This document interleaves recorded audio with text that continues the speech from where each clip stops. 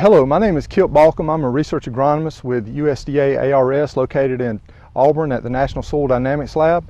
I'd like to talk to you about a study we have that's been ongoing where we are examining cover crop mixtures preceding corn. Specifically, we want to take a look at the biomass production associated with these different mixtures and single species cover crops, as well as looking at how they affect early season corn growth and yield.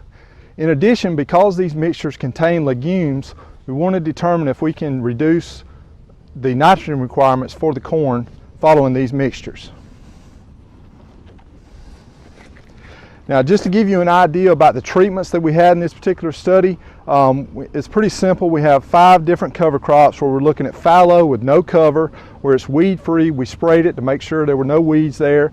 We have rye, which is kind of our control cover crop. We did drill that. All the covers are going to be drilled at 90 pounds to the acre, and we did fertilize the rye with 30 pounds of nitrogen to the acre, and this usually occurred the 1st of February to make sure that we had adequate biomass production.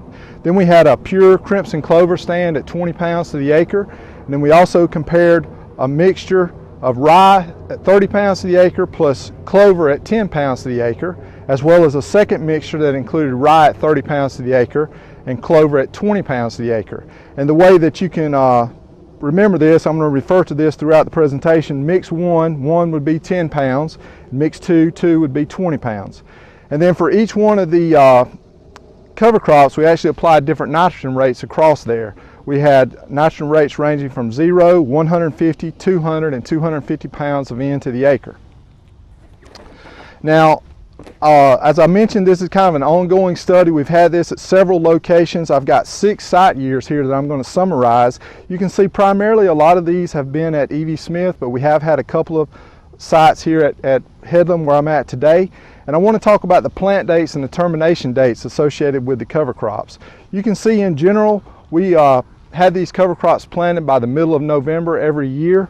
And then we had our termination dates corresponded to around the 3rd week in March every year. And then that allowed us to have a corn planting date approximately the 1st week of April. Now, that's probably a little bit later than what a lot of people would plant their corn, but we were trying to maximize the growth period for these cover crops as much as possible. That's one of the problems that we have with corn or any kind of cover crop preceding corn. It's always the first crop we plant in the spring, and so we have a very compressed time frame where we can actually plant a cover crop and get decent growth out of it. Now, I want to summarize the biomass of the cover crop mixtures, and I'm going to set this graph up. It's going to be the way that it is for all the other graphs following it. It's called a heat map. It's pretty easy to just present a lot of information quickly.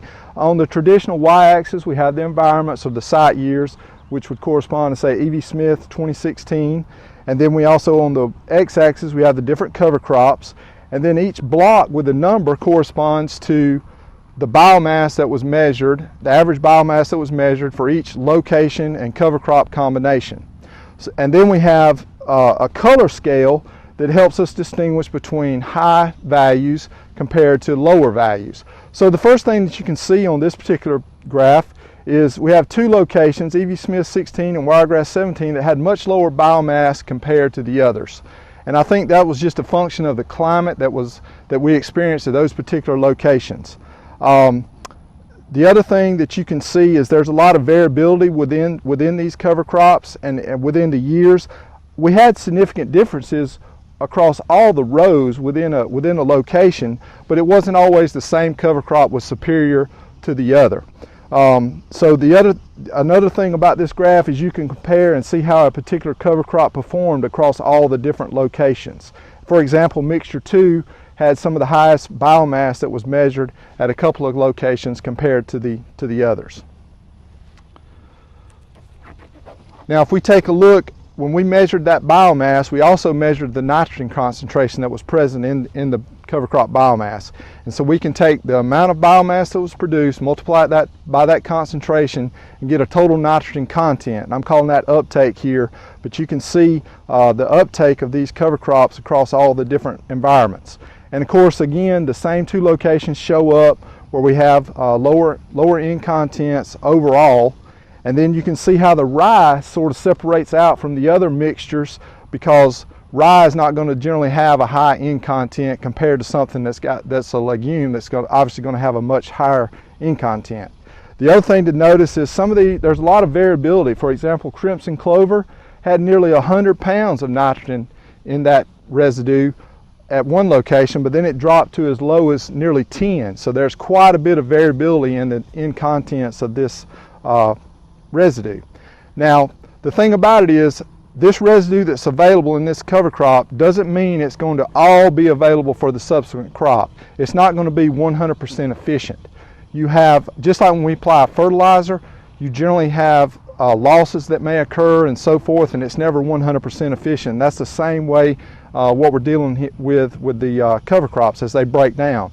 Now, of course, one of the things that controls how quickly these residues release their nitrogen is something that I think people are probably very familiar with. It's CDN ratio, or carbon and nitrogen ratio. And this is just an example graph. This was just for one of the locations, E.V. Smith 17. And you can see here I have a blue bar that represents a range of 20 to 30 to 1. Everything below 20 to 1, that residue is going to decompose very quickly, and that nitrogen is going to be released pretty quickly and be available for plant uptake. Unfortunately, it could be available for environmental losses such as leaching as well. Now, you can contrast that with something that's over 30 to 1, which we would consider a higher CDN ratio. That residue is not going to break down near as quickly. The nitrogen that's present in the material is more than likely going to be consumed during that decomposition process, and it's not going to be available. So this just kind of follows what we would expect. We have a grass here that doesn't have a high N content, so it has a higher CDN ratio compared to a pure legume that has a much lower CDN ratio. So now let's take a look at what happens with the actual corn itself following these different cover crops. We looked at early season corn biomass, and in this instance, when I'm talking about early season, I'm talking about we came in about V6 around side dress time and measured the biomass of the corn plants across all these different plots. And so you can see here really not a lot of difference. The biggest thing that shows up is you did have one particular location that had much higher values than the other environments. And I think this was just a function of probably more than likely excellent growing conditions at that particular location that resulted in really good early season growth. Now, although these are all significant differences at a location, they're relatively fairly consistent. There's not a dramatic increase one way or the other for one particular cover crop versus the other. So if we take a look at that same uptake values for this early season corn biomass, you can see here the one thing that jumps out is notice the scale. We're at 25. We're much lower. So if you recall, we had crimson clover that had an N content of about 100 pounds at one of the locations. Well, you can see that did not translate into what the plants actually were able to take up. So it either was released and we lost it for whatever reason, or it didn't get released. But for whatever purpose, that's what I was talking about. It's not going to be 100% efficient. In this case, it was much below 100%. We didn't take up as much nitrogen as we would like to see.